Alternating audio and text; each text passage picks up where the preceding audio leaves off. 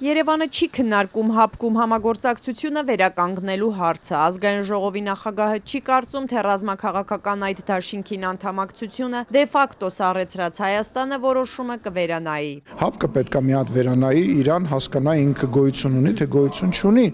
եւ հայտարարի, եթե ինքը գոյություն ունի, ապա որտեղ է այդ սահմանը, եթե այդ սահմանը գոյություն ինքը հայտարարում է, ապա ինքը ինչ պետք է անի եւ ինչ չի արել եւ ինչ է արձանագրում։ Ռազմաքաղաքական այդ դաշինքի անդամ Հայաստանում համարում են, որ հապկը ոչ միայն ձախողել է անվտանգային պարտավորությունները, այլ նաեւ սպառնալիք է երկրի անվտանգությանը։ Вы поставили перед нами два вопроса. 2022-ի ադրբեջանական հարձակումից հետո հայկական կողմը կառույցից ոչ միայն ռազմական աջակցություն չստացավ, այլ նաեւ Բաքվի գործողություններին մինչ օրս չի տրվել քաղաքական գնահատական։ Вы что, не знаете нашу позицию?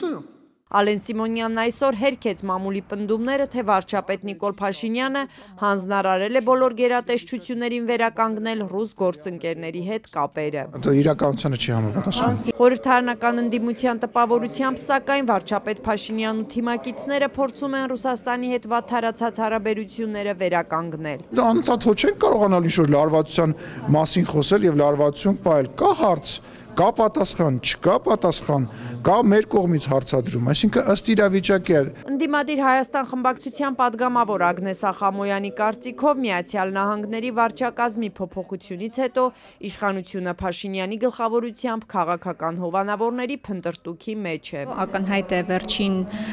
10-15 օրերի անգամ քաղաքական լրահոսից ակնհայտ է, որ շփումները ավելի ինտենսիվացել են։ Հայ-ադրբեջանական խաղաղության պայմանագրի համաձայնեցումից հետո վարչապետ Փաշինյանը զանգահարեց Ռուսաստանի նախագահին, որպեսզի Պուտինին պատմի Ադրբեջանի հետ բանակցությունների ավարտի մասին։ Երկու երկրների ղեկավարների զրույցից մեկ շաբաթ էլ չանցած Մոսկվայում Հայաստանի եւ Ռուսաստանի արտաքին գործերի նախարարությունները քաղաքական խորհրդակցություններ անցկացրին։ Երեք օրում երկու հեռախոսազրույց էլ ունեցան արտգործնախարարներ Սերգեյ Լավրովն ու Արարատ Միրզոյանը։ Պատգամավոր Ագնես Ախամոյանը նաև այս ակտիվ շփումները հաշվի առնելով է պնդում։ Հայաստանի իշխանությունը փորձում է մեղմել Ռուսաստանի հետ լարվածությունը։ Անակնկալ չի, զարմանալ պետք չի, մայիսի 9-ին նաև Նիկոլ Փաշինյանը մեկնելու է Մոսկվա, ակնհայտ է, որ հիմա պետք է գնան եւ մեղանչողի հայացքով հավանաբար նաև ակնարկելով, համոզելով, որ ռուս գործընկերները սխալ են իրենց հասկացել, բոլոր այդ հայտարարությունները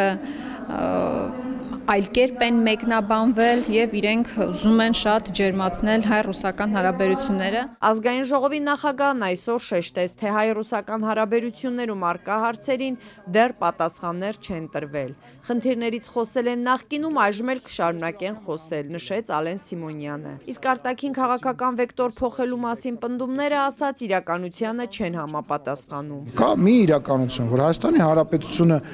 իր անկախությունը եւ ինքնիշխանությունը պաշտպանում է, երբ որ իրեն խափում են, գցում են, դա արձանագրում է եւ բարձր ասում է, երբ որ մի բանի հետ համաձայն չի, դրա մասին ասում է, երբ որ ինչ-որ կառույցի վերաբերյալ իր գնահատականն է ունենում, դա ասում է։ Եվ դա չի նշանակում մենք երբևիցե չենք հայտարարել, որ որևիցե աշխարհի երկրի հետ խզում ենք, պետք է խզենք մեր հարաբերությունները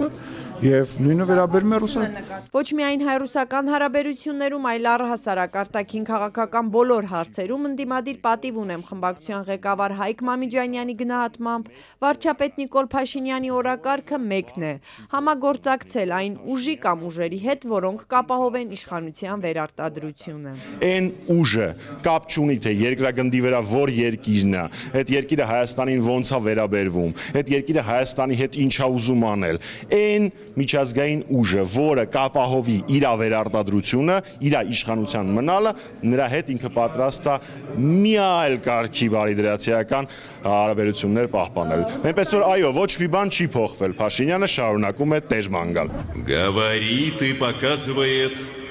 Москва։ Անցած տարի Փաշինյանը չէր մասնակցել Մոսկվայում մայիսի 9-ի տոնակատարություններին։ Այս տարի ըստ Կրեմլի Հայաստանի վարչապետն ընդունել է Պուտինի հրավերը եւ կմեկնի Մոսկվա։